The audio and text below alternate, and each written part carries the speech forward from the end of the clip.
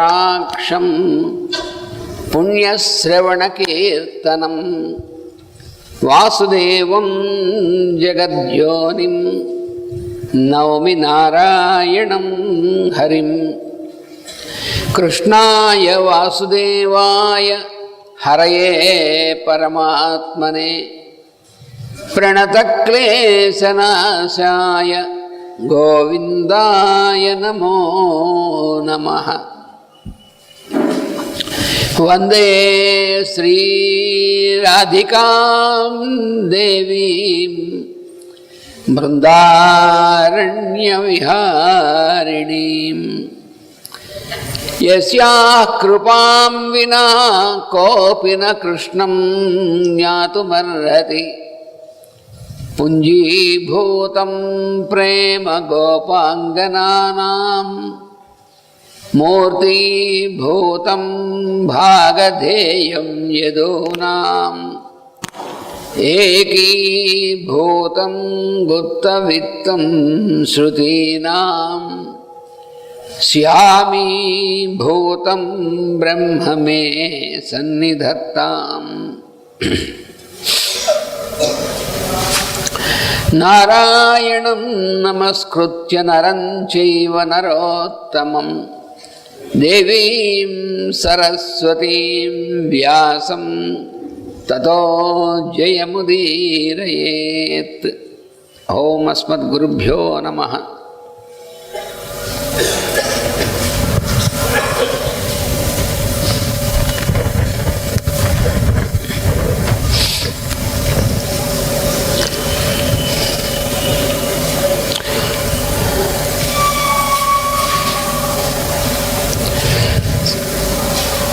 మనం 5వ అధ్యాయంలో నిన్న 19వ శ్లోకం చదువుకున్నాం. So we are studying the 19th stanza in the 5th chapter of the Bhagavad Gita. ఇహైవ తైర్జితః సర్గో యేషాం సామ్యే స్థితం మనః నిర్దోషం హి సమం బ్రహ్మ తస్మాత్ బ్రహ్మణి తే స్థితాః. When your mind is poised in such a vision, you have conquered heaven on earth. Equality is purity. It is cosmic consciousness, and you are in it when your vision is of equality. Ihaiva అంటే ఇక్కడనే మనం ఇహలోకం పరలోకం అంటారు. ఇహ అంటే మనం ఇక్కడున్నాం అని మనకి అనిపించేటువంటి ఏదైతే ఉందో అది. ఆ ఇహైవ సర్గ తైర్జిత అన్నారు. సర్గ అంటే స్వర్గము అనేటువంటిది. So here in this stanza it is explained that you have conquered haven on earth when your mind is poised. So earth and heaven, earth means the earthly experience, the experience of the mundane plane, and heaven is the experience of trans-physical plane. So we can conquer heaven on earth means we can be relieved from the bondage of the physical plane. Then we have the experience of what we call heaven. స్వర్గము అంటే సువర్గము అని అర్థం. మన స్వర్గలోకం స్వర్గం అని పదం వాడుతూ ఉంటాం. ఏమిటి స్వర్గం అంటే సువర్గం. సువర్గము అంటే మన చేత చూడబడేటువంటి ఈ లోకం ఏదైతే ఉందో దీనికి మూలమైనటువంటిది అది సువర్గం. అయితే ఆ స్వర్గము అనేటువంటిది దాన్ని మనం ఇక్కడ ఉండగానే ఇహైవ తైర్జిత. ఇహైవ అంటే ఇక్కడ ఉండగానే అంటే ఇంకా మనం ఈ భౌతిక శరీరంతో ఉండగానే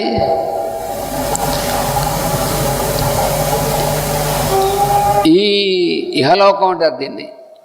ఇందులో ఉండగానే ఈ స్వర్గం అనేటువంటిది జయింపబడింది. స్వర్గాన్ని జయించడం ఏమిటి? మన స్వర్గాన్ని జయించారని మనం కొన్ని కథల్లో వాటిలో కూడా చదువుతుంటాం. స్వర్గలోకాన్ని జయించారు అని. ఇది కొంచెం అంటే స్వర్గలోకం అంటే వేరే ఒక ప్రత్యేకమైనటువంటి ఒక సినిమాలో చూసినట్టుగా ఒక ఇంద్రుడు ఆయన లోకం ఒకటి వేరే ఒక చోట ఉంటుంది. అంటే ఎక్కడో ఆకాశంలో పైన ఎక్కడో ఉంటుంది అని ఇలాంటి కొన్ని అభిప్రాయాలు ఉంటాయి మనకి. కానీ ఈ స్వర్గలోకం అనేటువంటిది మనకి ఆది భౌతికమైనటువంటి అంటే ఈ భౌతికమైనటువంటి శరీరం, భౌతికమైనటువంటి కక్ష్య ఏదైతే ఉందో, ఈ భౌతికమైనటువంటి కక్ష్యకి మాత్రమే మన ప్రజ్ఞ పరిమితం కాకుండా దీనికి మూలమైనటువంటి కక్ష్య అనేటువంటిది దానికి వెళ్ళినప్పుడు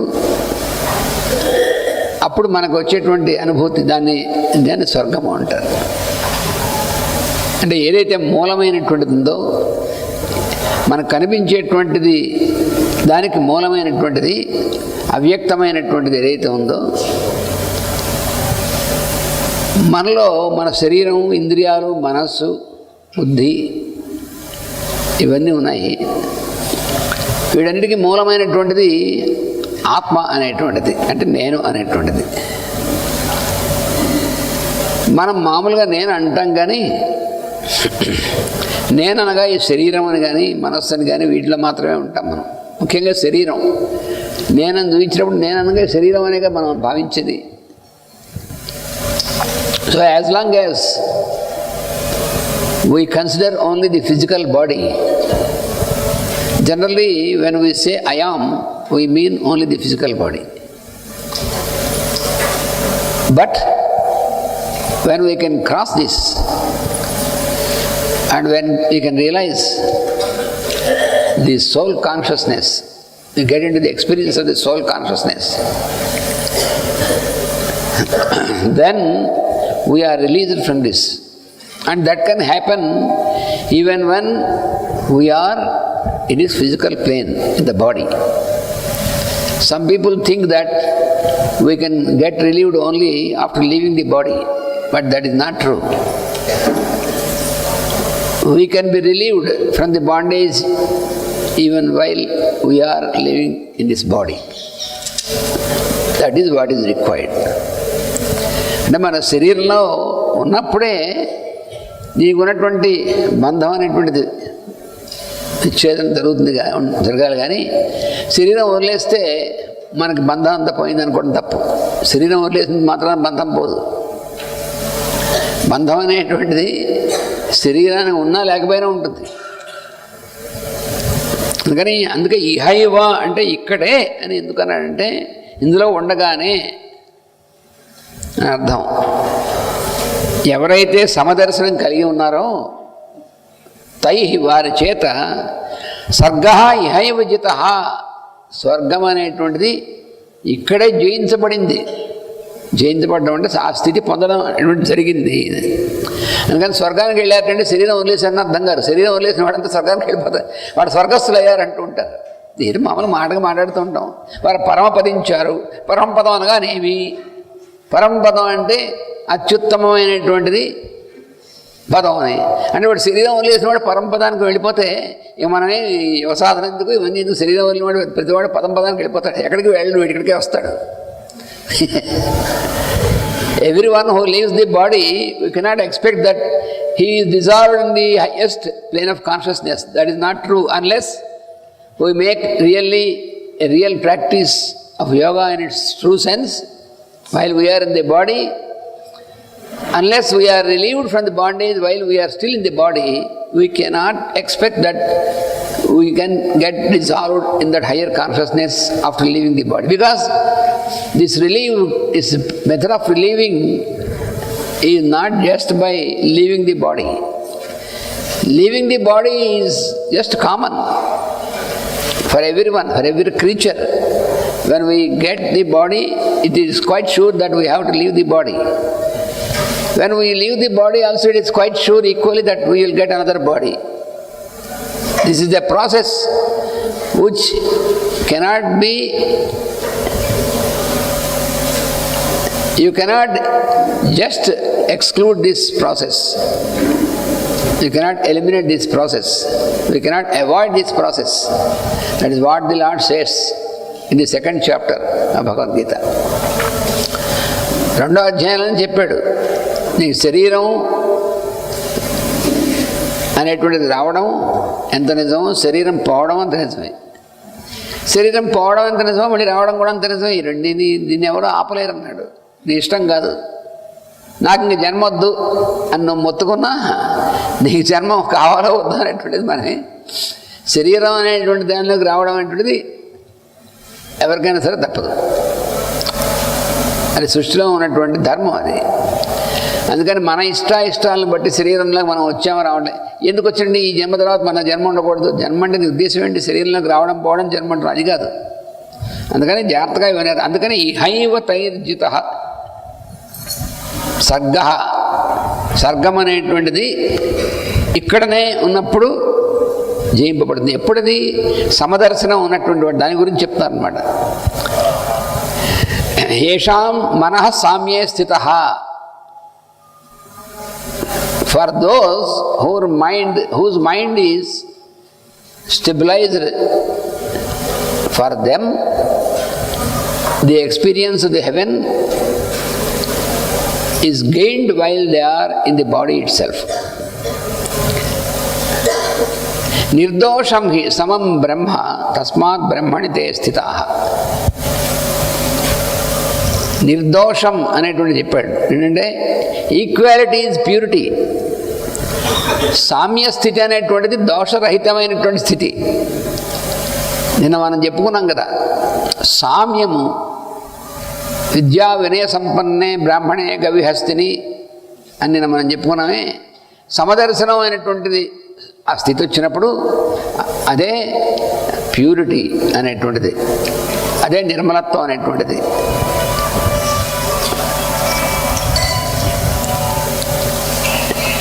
ఈక్వాలిటీ ఈజ్ ప్యూరిటీ అన్నారు. అందుకోసమే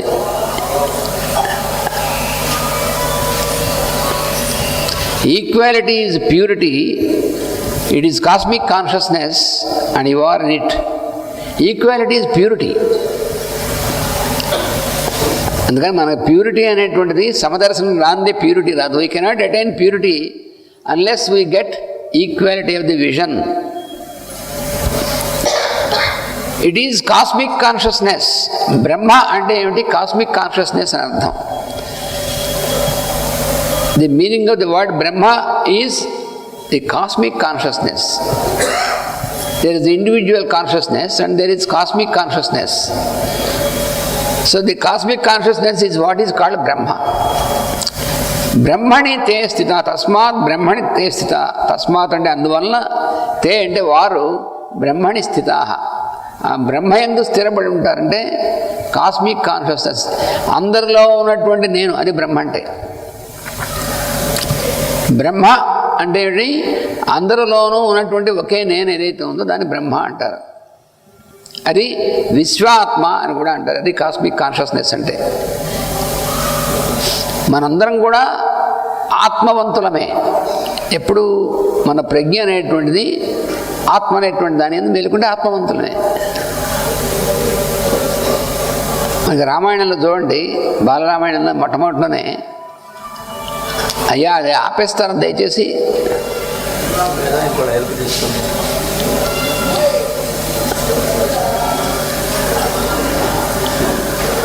మనకి రామాయణంలో కూడా ఆత్మవాన్ కో జితక్రోధో అంటాడు. ఆత్మవాన్ అంటాడు రాముణ్ణి.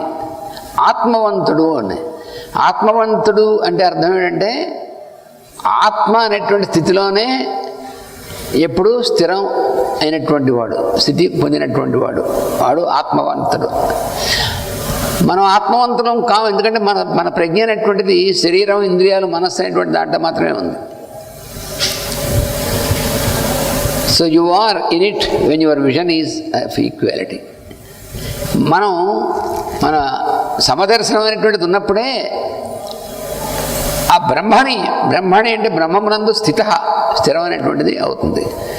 So we get stabilised in the cosmic consciousness only when we attain the vision of equality. That is what is explained here.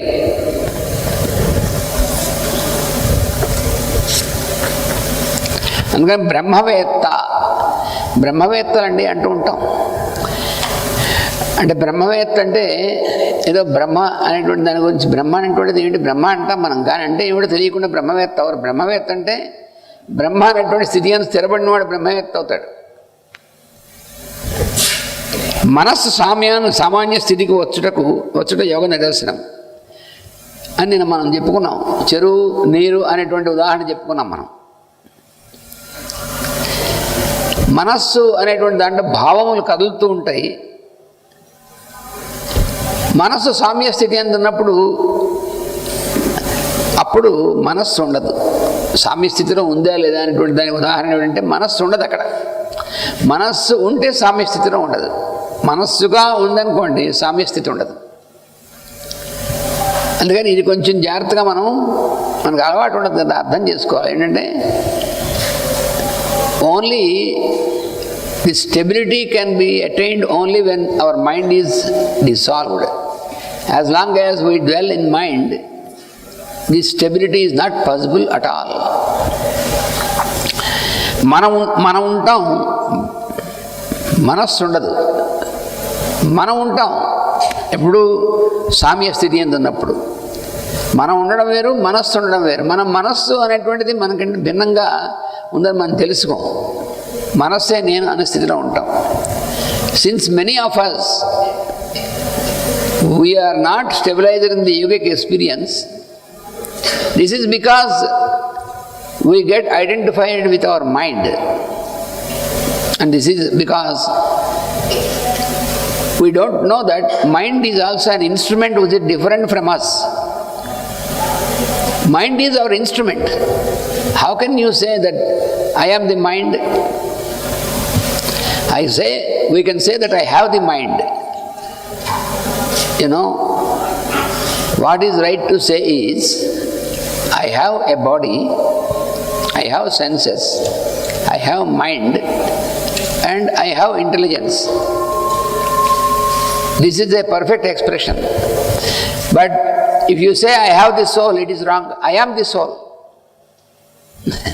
This is the difference.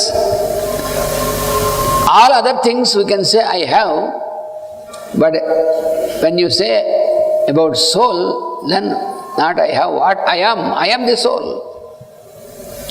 నాకు శరీరం ఉన్నది, నాకు ఇంద్రియములు ఉన్నవి, నాకు మనస్సు ఉంది, నాకు బుద్ధి ఉంది, నాకు విజ్ఞానం ఇవన్నీ ఉన్నాయి అని అనొచ్చు. కానీ నాకు ఆత్మ ఉంది అంటే తప్పు. నాకు ఆత్మ ఉంది కాదు, నేను ఆత్మను. ఆత్మ అంటే నేనని అర్థం, నాకు ఆత్మ ఉండడం ఏమిటి? అందుకని ఇది మనకు తెలుసుకోవాలి. అందుకని ఆత్మవంతుడు ఎవరు అంటే, ఈ ఆత్మ నేననేటువంటి దాని యందు ప్రజ్ఞ మేల్కాంచి ఉంటుంది. ఆవిడ మనస్సు అనేటువంటిది తన యొక్క ఒక పరికరం. మన పరికరాలు ఉంటాయి.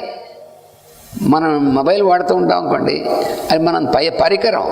మొబైలే నేను అనుకుంటే, ఇప్పుడు అందరూ వచ్చిన ఇబ్బంది వాళ్ళ మొబైలే నేను అనేటువంటి స్థితిలో, అంటే మొబైల్ శరీరంలో ఒక భాగం కాబట్టి దాన్ని ఆపేయమన్నా ఆపలేము. ఎంత చెప్పినా ఎంత మొత్తుకున్నా ఆపరు. ఎందుకంటే అది భాగం, శరీరంలో భాగం. అయ్యో అది మోక్కపోతే ఎట్లా అనేటువంటిది, కొంప మునిగిపోయినట్టు. అంటే దాంతో ఐడెంటిఫై అయిపోయాం. అది మనస్సుతో మనకు ఉన్నటువంటి చికాకే అది. మనస్సు అనేటువంటి దాంతో ఐడెంటిఫై అయిపోయాం కదా. అందుకని మనస్సు మన వేరే ఇన్స్ట్రుమెంట్ అని గుర్తుండదు. ఎలా అయితే మొబైల్ వేరే అని కాదు గుర్తుండదో, ఎలా అయితే కంప్యూటర్ వేరే అని గుర్తుండదో, వాడు 24 గంటలు కంప్యూటర్తో కాపురం చేస్తుంటాడు. వాడి కంప్యూటర్ తప్ప వేరే గుర్తుండదు వాడికి. అందుకే కంప్యూటర్ వాడి శరీరంలో భాగంగా అయిపోతుంది వాడికి. అందుకని అది వరే మనం తయారు చేసుకున్నటువంటి ఒక పరికరము అని గుర్తుండదు. అందుకని ఏమవుతాడు, ఆ పరికరం గుర్తుండకపోతే పరికరంతో తానే ఏకీభూతం అవుతాడు. వాడు కారు కొనుక్కున్నాడు అనుకోండి, కారే నేను అన్నట్టుగా ఉంటుంది వాడికి చాలా కాలం. కొత్తగా కారు కొనుక్కున్నాడు అనుకోండి, ఆ కారు మీద ఏమైనా మచ్చపడితే అయ్యో నా శరీరమే మచ్చపడినట్టు ఉంటుంది వాడికి. అందుకని దాంతో ఈ ఇన్స్ట్రుమెంట్తో మనం ఒకటిగా భావన చేస్తాం. The problem for most of us is we get identified with all our instruments. When we get identified with the mind, it is just like getting identified with our vehicle, our car. If you have purchased a new car, and when there is some little damage or scratch on the car, then you feel that scratch is on our body. So, mind is also an instrument, we have to remember. So we have to make use of the instrument. We are expected to make a best use of the instrument. That is, for this purpose only this instrument is given to us by the law of consciousness. మన భగవంతుడు ఈ పరికరాలన్నీ ఇచ్చాడు, జాగ్రత్తగా వాడుకోమని. వాడుకోవచ్చు పరికరాలని, కానీ పరికరమే నేను అనుకుంటే అక్కడే మన బంధం అనేటువంటిది. ఎవడైనా వాడు తొడుక్కున్నటువంటి చొక్కా చిరిగిపోయింది అనుకోండి, అయ్యో నేను చచ్చిపోయాను అనుకుంటాడా? చొక్కా చిరిగితే ఇంకో చొక్కా వేసుకుంటాడు. మనకి ఇంతవరకే తెలుసు వాడి శరీరం శిథిలం అయిపోయిన పోతుంది, అయ్యో నేను చచ్చిపోతున్నా అంటాడు. నేను చచ్చిపోవాలి, శరీరం పోతుంది, మళ్ళీ వస్తుంది, చొక్కా వేసుకుని ఇంకో చొక్కా వస్తుంది. అయితే వేదాంతం ఇంకోటి శరీరం గురించి చెప్పచ్చు, కానీ తన శరీరం అయిపోతున్నప్పుడు చెప్పగలడు ఎవడైనా? అలా ఎవడో ఉంటాడు యోగి అయినటువంటి వాడు. మాస్టర్ చెప్పారు, మాస్టర్ పతంజలి యోగసూత్రాలు మాస్టర్ చెప్పారు. దాంట్లో శ్రీనాథుడు చెప్పాట, ఇంకొక 2 నిమిషాలు శరీరం వదిలేస్తున్నాడు, అడుగుతున్నాడు శ్రీనాథుడు అమరపురికి, నేను వస్తున్నాను అక్కడికి అన్నాడు శ్రీనాథుడు. అని మాస్టర్ అంటారు, ఇంకోటి పోతున్నప్పుడు దీనిదే ఉందండి శరీరం, ఆఫ్టర్ ఆల్ అది పోతూ ఉంటుంది వస్తుందని చెప్పచ్చు, కానీ తన శరీరం పోతున్నప్పుడు చెప్పగలిగేటువంటి వాడు అని. శ్రీనాథుడు ఒకడును, ఇంకో ఆయన ఇంగ్లీష్ పోయిట్ ఉన్నాడు పిబి షెల్లీ అని, ఆయన వాళ్ళిద్దరు మాస్టారు చాలా అద్భుతంగా చెప్పారు అది. అందుకని ఎవడో ఒకడు ఉంటాడు అలాంటి వాళ్ళు. అందుకని ఈ చెరువును ప్రతిబింబమైనటువంటి ఉదాహరణ గుర్తుపెట్టుకోకపోతే మనకి అసలు అర్థం కాదు. అందుకని మాస్టర్ గారు ఉదాహరణ ఇచ్చారు మనకి. చెరువు కదలిక లేకుండా ఉన్నప్పుడు స్వతంత్రమైనటువంటి అస్తిత్వం ఇంకేం ఉండదు. అలాగే మన మనస్సు కూడా భావనలు మనస్సులో కదులుతున్నప్పుడు వేరే అస్తిత్వం ఉంటుంది, కానీ భావనలు కదలకుండా ఉన్నప్పుడు మనస్సు వేరే అస్తిత్వం ఉండదు. మనస్సు మనలో కరిగిపోతుంది అంతే. అలలు చెరువు కాదు, అట్లే అభిప్రాయములు మనస్సు కాదు.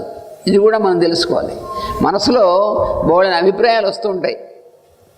మనకి నిద్రపోతున్నప్పుడు కానీ మెళుకుగా ఉన్నప్పుడు కానీ మన మనసులో ఎన్ని ఆలోచనలు వస్తూ ఉంటాయండి, మనం ఆపలేము.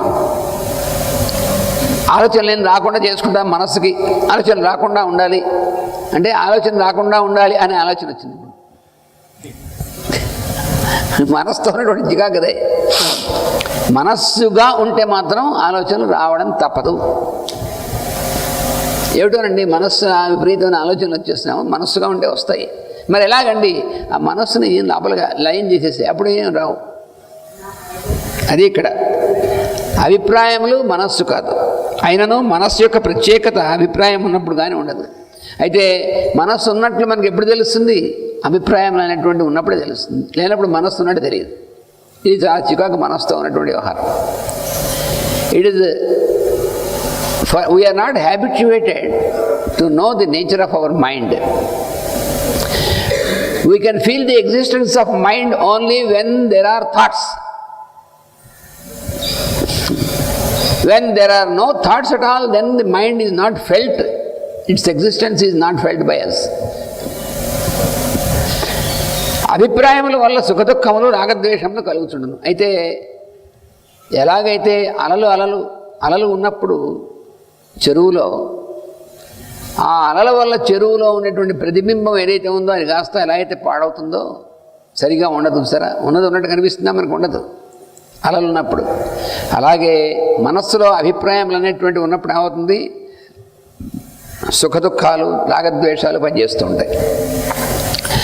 As long as the thoughts are continuing in the mind like the waves in a lake, then we feel the existence of sorrow and happiness desire and hatred, all these pairs of opposites. These are called pairs of opposites. రాగద్వేషములు, సుఖదుఖములు ఇవన్నీ కూడా ద్వంద్వములు అంటారు వీటిని. ద్వంద్వములు అంటే రెండుగా ఉన్నటువంటిది. కాసేపు సుఖంగా ఉండడం అనిపిస్తుంది, కాసేపు దుఃఖంగా ఉండడం అనిపిస్తుంది. కాసేపు ఒకటి ఇష్టంగా ఉంటుంది, కాసేపు అయిన తర్వాత అది ఇష్టంగా ఉండదు. రాగద్వేషాలంటే అది అర్థం. రాగం అంటే అది ఇష్టంగా ఉండడం, ద్వేషం అంటే ఇష్టం లేకపోవడం. అదే కాసేపు ఇష్టంగా ఉంటుంది, అదే కాసేపు ఇష్టంగా ఉండదు. అందుకని ఇది ఇష్టము, ఇది ఇష్టం లేదనేటువంటి దాని మీద ఒక సరైనటువంటిది ఇది ఉండదు. ఎందుకని మనస్సు కటువంటి అభిప్రాయాలు మాత్రమే అది. ఆ వస్తువులో ఏముంటుంది? వస్తువులో ఉండదు, అది మన మనస్సులో ఉంటుంది. దాని యందు మన మనస్సులో ఉంటుంది. అలాగే వ్యక్తుల్లో ఉండదు, వ్యక్తుల యందు మన మనస్సులో ఉంటుంది. నా భార్య నేను చెప్పినట్టల్లా వింటుంది అనుకోండి, నాకు చాలా ఇష్టం, నాకు చాలా ప్రేమ అంటాడు భార్య అంటే. ఒకరోజు కాక నేను చెప్పింది కాదంది అనుకోండి, ఇక అంతే సంగతి, అక్కడ అయిపోయింది, తలాక్ అంటాడు. అంటే ఏంటి? ముందేమో రాగం, ఇప్పుడు ద్వేషం. ప్రతి విషయంలో కూడా అంతే, వ్యక్తుల విషయంలో అయినా అంతే, వస్తువుల విషయంలో అయినా అంతే. రాగద్వేషములు, ఈ రాగద్వేషములు అనేటువంటివి ఎందుకున్నాయి? మనసులో అభిప్రాయాలు ఉన్నంతసేపు రాగద్వేషాలు తప్పదు. As long as our mind carries impressions, it is inevitable that we are afflicted by these pairs of opposites like sorrow and happiness, all these things. So the mind is disturbed. మన మనస్సు ఎందుకు అంటే మనస్సు బాగోలేదు. ఎందుకు బాగుంటుంది? ఈ అభిప్రాయాలు అంటే ఉండి వస్తాయి. బలానవాడు నాకు మంచివాడు, బలానవాడు నాకు మిత్రుడు, బలానవాడు నాకు శత్రువు. ఇవన్నీ మన మనసులో ఉన్నటువంటి అభిప్రాయాలా, వాళ్ళలో ఉంటాయా? ఇవి మన మనసులో ఉంటాయి. అందుకనే ఒక చోట ఈ మంద్రా స్క్రిప్చర్లని మాస్టర్ గారు ఎగ్జాంపుల్ ఇచ్చారు. ఒకడు అనుకుంటూ ఉంటాడు, ఏమిటోనండి చుట్టూ ఉన్నటువంటి వాళ్ళందరి వల్ల నాకు డిస్టర్బెన్స్ ఎక్కువగా ఉంది, అందుకని ఎక్కడికో దూరంగా ఎవరు లేని చోటుకి వెళ్ళి నేను ధ్యానం చేసుకుంటాను. ఎవరు లేని చోటుకి వెళ్ళి ధ్యానం చేసుకుంటా బాగానే ఉంది, కానీ ఎవరు ఉండరు. కానీ మరి నీ మనస్సు ఉంది, అది నీతోనే ఉంటుందిగా. దాన్ని ఏం చేస్తావు? నిన్ను డిస్టర్బ్ చేసేటువంటిది నీ మనస్సు కానీ నీ చుట్టూ ఉన్నటువంటి వ్యక్తులు కాదు అనే జ్ఞానం రావాలి మనకి. మన మనస్సే మన ఇబ్బంది పెట్టేది, మన మనస్సే మన డిస్టర్బ్ చేసేది. అంతేగాని చుట్టూ ఉన్నటువంటి వ్యక్తులు ఏం చేస్తారు మనని? వాళ్ళు ఏమైనా చేశారా? ఇలాంటి మాస్టర్ బోల్డ్ ఎగ్జాంపుల్స్ ఇచ్చారు మనకి. నారద భక్తి సూత్రాలు, పతంజలి సూత్రాలు మాస్టర్ వింటుంటే కొన్ని వందల ఉదాహరణలు ఇచ్చారు మనకి. మన లైఫ్లో మనకు తెలిసినటువంటి ఉదాహరణలు ఇచ్చారు master. Our master has given many number of examples from our daily life so that we can realize these things. It is your own mind that can disturb you. It is not the persons. It is your impressions about the other persons by which you are disturbed, but not the persons. But unfortunately, we attribute this to the other persons, we attribute this to the environment as the cause of disturbance for us. But the cause is internal, but not at all external. This we have to realize. మన ఇబ్బంది పెట్టేటువంటిది మన లోపల ఉన్నటువంటిదే కానీ మన బయట ఉన్నటువంటిది కాదు అని మనం తెలుసుకోవాల్సింది, లేకపోతే లాభం లేదు. అందరూ మనం డిస్టర్బ్ చేస్తున్నారు, వాడికి ఏం పని లేదని నేను డిస్టర్బ్ చేయడం తప్ప. ఎవడి పనులు వాడుకుంటే అవన్నీ మానేసి నేను డిస్టర్బ్ చేస్తూ కూర్చుంటాడు ఎవడన్నా. అది ఒక జబ్బు అనమాట. పక్క వాళ్ళు మన గురించి ఏమనుకుంటారు ఏమనుకోరు. నువ్వు అనుకుంటున్నావు వాళ్ళ గురించి. ఊరికే పని లేకుండా కూర్చున్నవాడికి ఏమనిపిస్తుందంటే, రాహుల్ గారు నన్ను గురించి ఏమనుకుంటున్నారు, ఆయన ఏమనుకోడు, ఆయన ఏమనుకుంటున్నాడు నేను అనుకుంటున్నాను. అలా ఉంటుంది అనమాట వ్యవహారం. అయితే మా దుర్గాప్రసాద్ గారు నన్ను గురించి బాగా అనుకుంటున్నారా లేదా? నిన్ను గురించి బాగా అనుకోడు. ఆయన పొద్దున్న లేస్తే పోవడంత పని ఉంటుందని ఇంక ఇదేం పని లేదా నిన్ను గురించి అనుకోవడానికి. అంటే ఏమిటి? మన గురించి అందరూ అనుకుంటున్నారని అర్థం. మనగాడుగా నిన్ను గురించి అనుకోవడానికి. నన్ను గురించి బాగా అనుకుంటున్నారా చెడ్డగా అనుకుంటున్నారా ఆయన మనస్సులో? అంటే పోనీ అనుకున్నారనుకో, నీకేమైపోయింది? నీకు పోనీ అనుకుందాం, నీకేమైందంటే నీకు అంటే ఏంటి? పొత్తిగా వివేకం లేకపోవడం అనమాట. మనకి ఎందుకు ఇవన్నీ ఇబ్బందులు వస్తాయంటే ఇగో ఇలాంటి ఆలోచనలు, పనికిమాలిన ఆలోచనలు. మన గురించి ఏమనుకుంటున్నారా? ఏమనుకోవడం ఏంటి? నువ్వేం చేయాలా పని మానేసి అంటే ఎవరికి వస్తాయి ఇలా ఆలోచనలు? అంటే చేయాల్సిన పని చేయకుండా కూర్చున్నాడు బడుద్దాయి ఉంటారు, వాళ్ళకి వస్తాయి. వాడు చేయవలసిన పని చేయడు, శుభ్రంగా తిని కూర్చుని మన గురించి అందరూ ఏమనుకుంటున్నారు అనుకుంటాడు వాడు. అంటే వాడు ఎందుకు పనికిరాడు అనమాట వాడు. అంటే వాడు జబ్బు మనిషి అని అర్థం, వ్యాధిగ్రస్తుడు అలా అనుకున్నటువంటి వాడు. అసలైనటువంటి వ్యాధి అక్కడే మొదలవుతుంది. అదే వాళ్ళకి వివేకం పనిచేయదు. మన గురించి ఎందుకు అనుకోవాలని వివేకం పనిచేయదు వాళ్ళకి. యోగ మార్గమున మనస్సు యొక్క సామ్యం సిద్ధించినప్పుడు సర్వము ఒకే వస్తువుగా తెలియదు. మనస్సుకి ఎప్పుడైతే సామ్యం వస్తుందో అప్పుడు ఒకే వస్తువు ఎంత, అంతేగాని ఇవన్నీ వేరువేరు కాదని తెలుస్తుంది. దీన్నే బ్రహ్మం అందరు. అది ఉన్నప్పుడు మనం ఉండము గనక మన దోషములు కూడా ఉండవు. దోషరహితంగా ఎప్పుడు ఉంటుందంటే మన మనస్సు మనం ఉంటే. అలా కాకుండా బ్రాహ్మీ స్థితిలో ఉన్నప్పుడు దోషాలు అసలైనటువంటి ఉండవు. ఇది నిర్దోష స్థితి. దాన్ని సాధించిన వారు నిరంతరము బ్రహ్మమందే ఉందరు. So those who can attain the state of poise, which can be possible only when the mind does not exist separately. Then when you are stabilized in the cosmic consciousness, then it is always pure. That is the state of purity. The cosmic consciousness is always pure. That we have to remember. బ్రహ్మము యందు దోషం ఉండదు ఎప్పుడు. బ్రహ్మం కంటే భిన్నమైనటువంటిది మన మనసు పనిచేస్తున్న దాని యందు దోషం ఉంటుంది, భిన్నత్వంలో దోషం ఉంటుంది. అయితే అలాంటి వాళ్ళకి సుఖ దుఃఖములు ఉంటాయి ఉండవు. సుఖము దుఃఖం అనేటువంటిది మన అభిప్రాయం, మనస్సులో ఉండేటువంటిది. మనస్సు అనేటువంటిది ఎప్పుడైతే మనకి లయం అవుతుందో వాళ్ళకి సుఖ దుఃఖాలు అనేటువంటివి ఉండవు. అదేమిటండి, మానవుడిగా పుట్టిందో సుఖ దుఃఖాలు ఉండవా? సుఖ దుఃఖములు అనిపించేటువంటి పరిస్థితులు ఉంటాయి, కానీ సుఖ దుఃఖాలు మన మనస్సుకు ఉండవు అని అర్థం. సుఖ దుఃఖాలు ఎక్కడ ఉంటాయి? మనసులో ఉంటాయా, బయట ఉంటాయా? మనం బయట ఉంటాయి అనుకుంటాం. మనం బయట ఉండవు, మనసులోనే ఉంటాయి. అంటే మనకి అలవాటు లేదు వాటిని అబ్జర్వ్ చేయడానికి. We're not habituated to observe properly about the convenience and inconvenience, sorrow and joy, all these things. We think that they are external causes, but they are not external. This we have to remember. మనకి సుఖం అన్నాం. ఏమిటి సుఖంగా ఉంది? ఇప్పుడు మంచు పడుతుంది, చల్లగా ఉంది, చక్కగా స్వెటర్ వేసుకున్నాము లేదా షాల్ కప్పుకున్నాము, లోపల కూర్చున్నాము, వెచ్చగా ఉంది, అబ్బా చాలా సుఖంగా ఉంది అన్నాం. దీన్ని సుఖం అంటున్నావు కదా. ఈసారి మంచి మండు వేసవిలో లేక తలుపులని వేసే షాల్ కప్పుకొని కూర్చో, సుఖంగా ఉందా? అవే సుఖంగా లేదు. మరి సుఖం అన్నావు నువ్వు. మరి సుఖంగా ఉందని నువ్వే అన్నావు కదా. మరి ఇప్పుడేమంటున్నావు? అబ్బే సుఖంగా లేదంటున్నావు.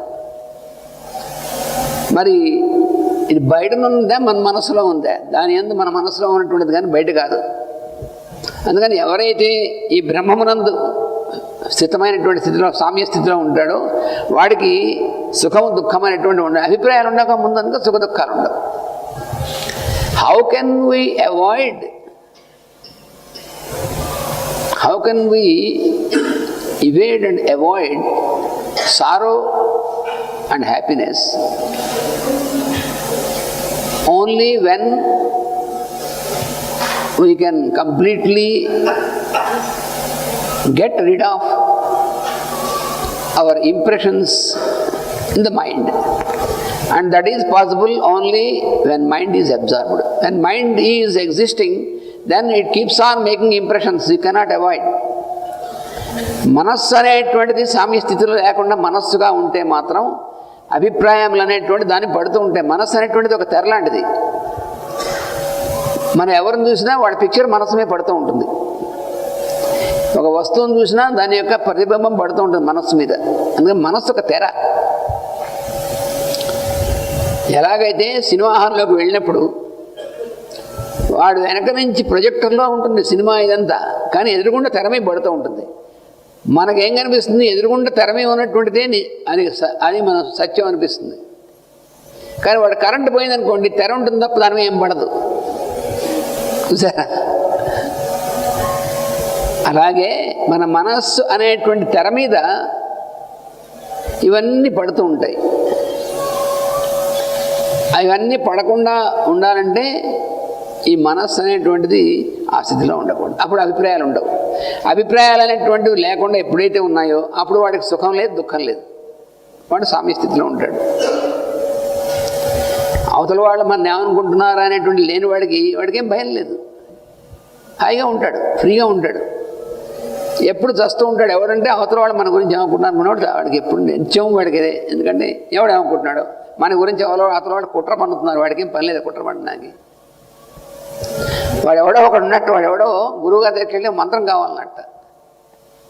ఎందుకు రా అన్నారు గురువుగారు. నన్ను గురించి ఎవరు ఏమనుకుంటున్నారో తెలుసుకోవాలి. వాడు చస్తావు నీకు ఎందుకు వచ్చిందిరా నీకు?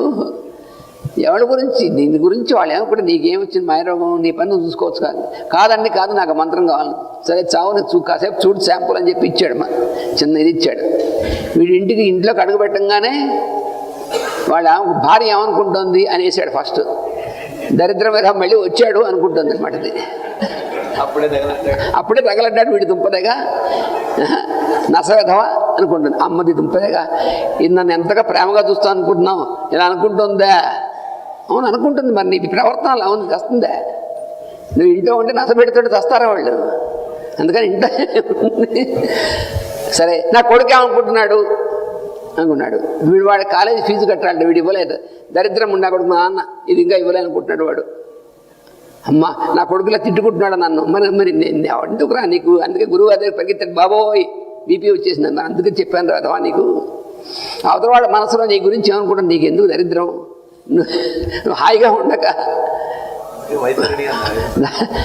వైతరణి అదంటారు దీన్నే. మనం శరీరం వెళ్ళినప్పుడు అటు వెళుతుంటే వైతరణి ఉంటుంది, దాన్ని దాట. వైతరణి అంటే అక్కడెక్కడో ఉండదు. ఈ అభిప్రాయాలే వైతరణి అంటే. దీన్ని దాటడం చాలా కష్టం. ఇది చూసారా, మరి ఎంత ప్రయత్నించింది ఎప్పుడో అప్పుడు వచ్చేస్తుంది. వీళ్ళు మన గురించి చాలా బాగా అనుకుంటున్నారు. ఏం మాయరోగం వాళ్ళనుకోవడం ఎందుకు? నువ్వు సరిగ్గా ఉన్నావా లేదా నువ్వు చూసుకో. మనం ఏం చేయాలి, బాగా చేస్తున్నావు, సరిగ్గా ఉన్నావా లేదా మనం చూసుకోవాలి. కానీ వాళ్ళందరూ కాకపోతే కొన్ని ఇంట్లో వాళ్ళు కూడా ఏమనుకుంటున్నారు నీకెందుకు? పోనీ ఇంట్లో వాళ్ళు నీ గురించి బాగా అనుకున్నట్టుగా నువ్వేమైనా ఏడుస్తున్నావా సరిగ్గాను? నీ పని నువ్వు చేసుకో. ఒకవేళ నేను అంతా బాగా చేస్తున్నా వాళ్ళు సరిగ్గా నన్ను అర్థం చేసుకోవట్లేదు, నువ్వు బాగా చేసుకుని నువ్వు బాగున్నావు. వాళ్ళ సంగతి నీకెందుకు? వాళ్ళు బాగుండాలి, వాళ్ళ సంగతి ఎవరి సంగతి వాళ్ళదే. మొగుడు భార్యాభర్త అయినంత మాత్రాన ఇలాంటి విషయాల్లో ఎవరి సంగతి వాళ్ళదే. అందుకనే మనకి ధర్మేచ అర్థేచ కామేచ నాది చరితవ్య అంటారు. అంతేగాని మోక్షేచ అన్నారు. ధర్మార్థ కామముల విషయంలో మాత్రమే ఈ కానీ ఆ పైన దీనికి అతీతమైన స్థితిలోకి వెళ్ళంటే ఎవరి సాధన వాడిది. అంతేగాని ఒకళ్ళ అకౌంట్లో ఇంకోటి వేయడానికి వీల్లేదు. బ్యాంక్ అకౌంట్లో అయితే భార్య అకౌంట్లో భర్త వేయచ్చు, భర్త అకౌంట్లో భార్య వేయచ్చు, ఇలా వేయచ్చు. ఇక్కడ ఈ అకౌంట్ పనికిరాదు, ఎవరి సాధన వాడిది. ఎందుకంటే ఇది శరీరానికి సంబంధించింది కాదు, మనసు సంబంధించిన అంతగా ఈ పైది. అందుకని సుఖదుఖములు లేకుండా ఎప్పుడు పోతాయంటే మనస్సు అనేటువంటి దాంట్లో అభిప్రాయాలు ఎప్పుడైతే ఆగిపోతాయో అప్పుడే సుఖదుఖాలు ఉండవు. అవి ఉన్నంతకాలం సుఖదుఖాలు ఉంటాయి తప్పనిసరిగా. The pains of opposites cannot be avoided until your mind is completely free from all these impressions. అయితే కొంతమంది ఏమనుకుంటారంటే చుట్టూ కనబడేటువంటి వస్తువుల్ని చూడడం వల్ల, గమనించడం వల్ల కదా ఇది వచ్చేది. అందుకని ఈ వస్తువులు గమనించకుండా ఎట్లా ఉంటుంది మనస్సు? అది ఎప్పుడు ఉంటుందంటే ఈ వస్తువులు వ్యక్తులు అందరూ కూడా బ్రహ్మము అనేటువంటిది మనకు మనస్సు కలిగినప్పుడు మాత్రమే మిగతా గమనిక ఉండదు. అదేమిటండి?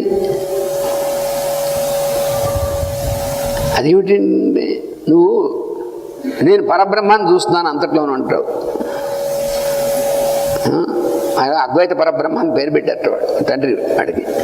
అంత పరబ్రహ్మను చూస్తున్నటువంటి పరబ్రహ్మను చూస్తున్నాను, నేను అంతా పరబ్రహ్మగానే చూస్తున్నాడు. ఇంతలోకి వాడి దగ్గర తేలు వస్తుంది. మరి తేలు బ్రహ్మం అనుకున్నాడు వాడు. అమ్మో తేలు వస్తుంది పరబ్రహ్మ అన్నప్పుడు ఏమైంది పరబ్రహ్మం?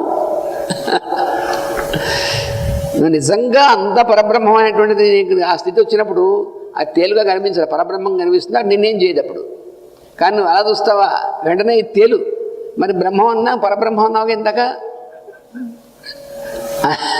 అందుకని సాధన చేయాలి, అంతేగాని ఊరికనే నాకు వచ్చేసింది నేను పరబ్రహ్మను అనుకోకూడదు. బాహ్య వస్తువులు గమనింపకుండా ఉండడం వలన ఇది సిద్ధింప బాహ్య వస్తువులను బ్రహ్మగా గమనించడం వల్ల సిద్ధించును. కన్నులు మూసుకొనచో యోగం సిద్ధింపదు. ఇది మన మాస్టర్ గారు చాలా స్పష్టంగా ఇచ్చారు. నేను కళ్ళు మూసు కూర్చుంటాను, ఏం చేయను, యోగం చేస్తున్నట్టు వాడు, కళ్ళు మూసు కూర్చున్నట్టు వాడు. నువ్వు కళ్ళు మూసుకొని కాసేపు ధ్యానం చేయి, 10 నిమిషాలు 15 నిమిషాలు ధ్యానం చేయి. అంతేగాని కొంతమంది రోజంతా నేను కళ్ళు మూసు కూర్చుంటాను, ఏం చేస్తున్నారో యోగం చేస్తున్నాను. ఏం యోగం నా పొందా అంటే వీడు చేయవలసిన పని తగ్గొట్టండి. సరే నువ్వు కళ్ళు మూసుకు కూర్చో, మరి మళ్ళీ ఆకలి అనకూడదు, ఏం పెట్టమనకూడదు, కూర్చో. అంటే వీడు చేయాల్సిన పని ఏం చేయకుండా కళ్ళు మూసు కూర్చుంటాడు. ఆ ఆకలి వేసిన సమయాన్ని మాత్రం భార్య తెచ్చి వాళ్ళు వాడికి ఏమారు మనం కళ్ళు మూసు కూర్చో యోగం అన్నాం కదా. అందుకే పిచ్చి పిచ్చి వేషాలు వేయకూడదు. అందుకే చెప్పారు కదా ఏంటంటే కన్నులు మూసుకొని కూర్చున్నచో యోగం సిద్ధింపదు. Some people are fancied by thinking that by closing our eyes we are in a yogic state, but that is false. Yogic state cannot be attained simply by closing your eyes towards the environment. Even though you close the eyes, your mind is there working. We do not realize, we forget the fact that it is not the eyes, but it is the mind which perceives through the eyes. We have all the 5 senses, but the senses are not independent. It is the mind that perceives through all the 5 senses. మన పంచేంద్రియముల ద్వారా మనస్సు పనిచేస్తుంటుంది, కానీ ఇంద్రియాలు వాటంతరవి పనిచేసేటువంటివి కాదు అని మనం గుర్తుపెట్టుకోవాలి. నా కన్ను చూస్తోంది అంటాడు, కన్ను చూడడం ఏంటి? కన్ను చూడదు, కన్ను ద్వారా మనస్సు చూస్తుంది, అంతేగాని కన్ను చూస్తుందా? కన్ను చూడడం నిజమైతే ఈ కన్ను జాగ్రత్తగా గుడ్డు తీసి ఆపరేట్ చేసి టేబుల్ పెట్టాలి, చూస్తుందా? ఏం చూడదు. అందుకని కన్ను చూడదు. చెవు వింటుంది, చెవు వినడం ఏమిటి? చెవు అనేటువంటి ఇంద్రియం ద్వారా మనస్సు వింటుంది. అందుకనే 15వ అధ్యాయంలో చెప్పాడు భగవద్గీతలో, మన షష్టాని ఇంద్రియాణి ప్రకృతిస్థాని కర్షతి అని. మనస్సు అనేటువంటిది ఈ 5 ఇంద్రియములు అనేటువంటివి ఏవైతే ఉన్నాయో వీటి ద్వారా ప్రవర్తిస్తూ ఉంటుంది, వీటి ద్వారా చుట్టూ ఉన్నటువంటి దాన్ని అంతటినీ కూడా గ్రహిస్తూ ఉంటుంది. మనస్సే గ్రహించేటువంటిది. అందుకని ఇంద్రియాలు వాటందరూ గ్రహించవు. అది అందుకని నేను కళ్ళు మూసు కూర్చుని, నువ్వు కళ్ళు మూసు కూర్చున్నా మనసు పనిచేస్తూ ఉంటుంది. నేను ధ్యానం చేసుకుంటున్నాను, నేను కళ్ళు మూసు కూర్చున్నాను అంటాడు. వాడికి మంచి కాఫీ వాసన బాగా అలవాటు అనుకోండి, వీడు సరిగ్గా కళ్ళు మూసి కూర్చున్నప్పుడు వాళ్ళ ఆవిడ మంచి స్ట్రాంగ్ కాఫీ తీసుకొచ్చి పెట్టాను అనుకోండి, వీడు కళ్ళు మూసి కూర్చున్నా కాఫీ వచ్చింది అంటాడు. ఎలా అంటే వీడు కళ్ళు మూసుకున్నాడు కానీ వీడి ముక్కు జ్ఞానేంద్రియం పనిచేసింది కాఫీ అని. అందుకని నువ్వు కళ్ళు మూసుకున్నా కళ్ళు తెరిచినా ఒకటే. నువ్వు కళ్ళు మూసుకొని కూర్చుంది మాత్రం నేను ధ్యానం చేస్తున్నావు అనుకోకూడదు. ఏం ధ్యానం చేస్తావు? కళ్ళు తెరిచినప్పుడు కంటే కళ్ళు మూసుకున్నప్పుడే ఎక్కువ ఇవన్నీ కనిపిస్తూ ఉంటాయి. అందుకని మనస్సు అనేటువంటి చోట చేయాలి, కానీ కళ్ళు మూసుకుని కూర్చుంటే ఏం లాభం లేదు. బాయ్ కళ్ళు మూసుకో, కొంతసేపు కొంతసేపు రిలాక్స్ అవ్వు, కాసేపు నిద్ర ఎలా అయితే పోతావు కాసేపు ధ్యానం కూడా చేసుకో. అంటే కొంతమంది ధ్యానంలో కూడా నిద్రపోతూ ఉంటారు, అది వేరే సంగతి అనుకోండి. నాకు దీనికి తేడా ఉండదు. పాపం వాడు మెడిటేషన్ చేసుకుంటున్నాడు, మంచి కూరకు వస్తూ ఉంటుంది. అది సర్వమునందు బ్రహ్మమును అనుభవించినప్పుడు మనస్సు సామ్యమునందు నిలుచు. మనస్సు సామ్యం అనేటువంటి స్థితిలో ఎప్పుడు ఉంటుందంటే సర్వము అన్నిటి యందు కూడా బ్రహ్మమును అనుభవించినప్పుడు. అంటే అంతా బ్రహ్మమే అనుకున్నప్పుడు కాదు, అనుభవించినప్పుడు. అది చాలా జాగ్రత్తగా మనం గుర్తుపెట్టుకోవాలి. నేను అంతా బ్రహ్మమే అనుకుంటే ఏం లాభం లేదు. అనుకోవడం అంటే మళ్ళీ మనసుతోనే అనుకోవడం కాదు అబ్బాయి, అనుభవించినప్పుడు ఎక్స్పీరియన్స్.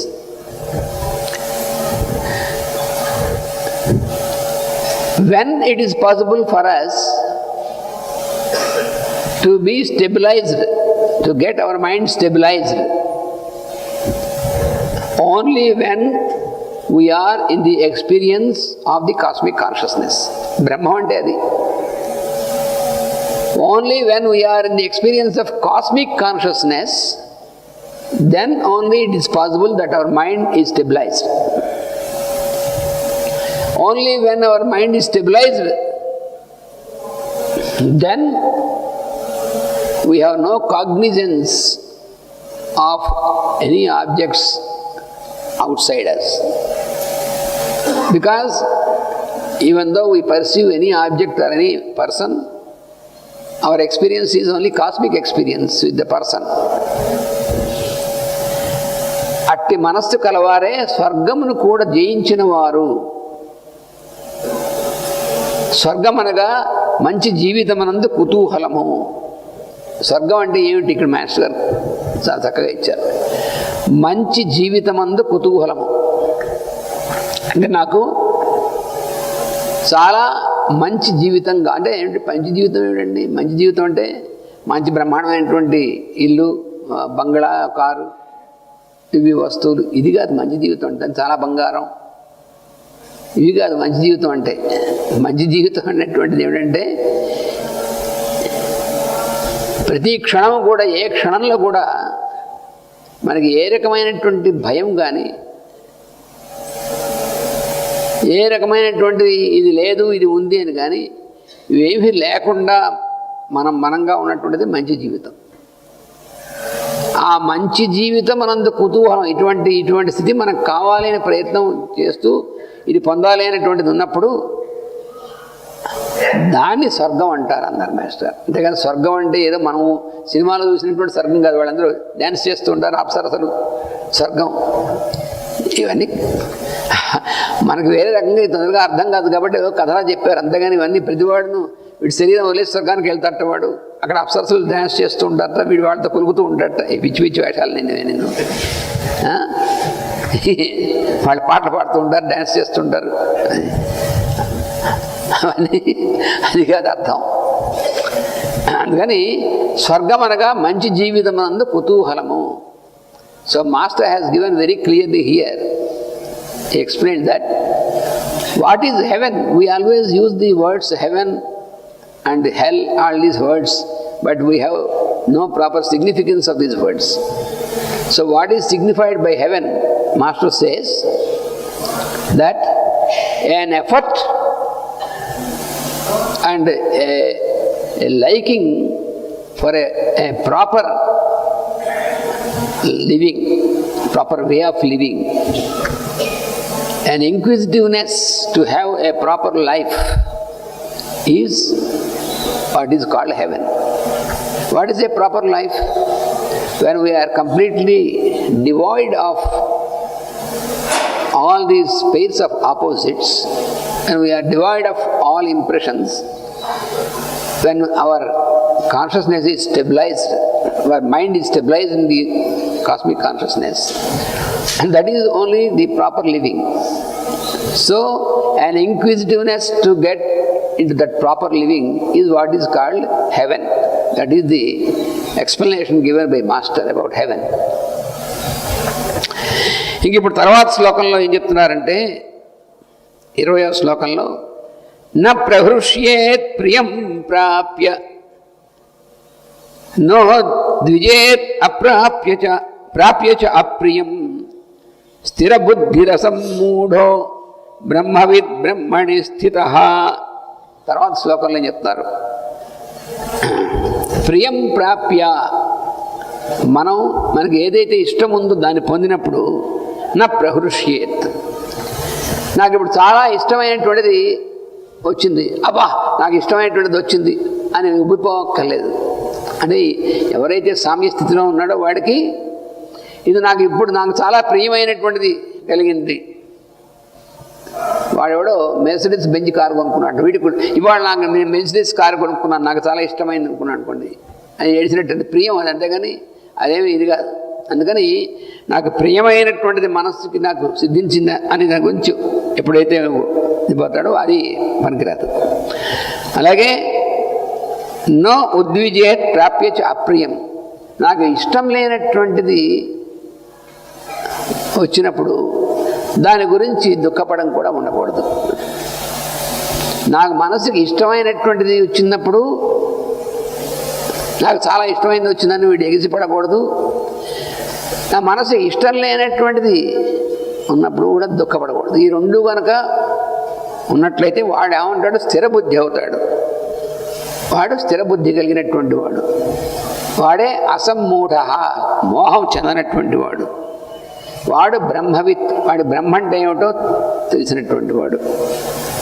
అప్పుడు వాడు బ్రహ్మణి స్థిత, బ్రహ్మమునందు స్థిరపడినటువంటి వాడు అని చెప్పారు 20వ శ్లోకంలో. So in the next stanza 20, what the Lord says is, no specific happiness for the favourable and no specific anguish for unfavorable. We have two things in our daily life, favorable and unfavorable. Again, these two are the pairs of opposites. This is pair of opposites, favorable, unfavorable.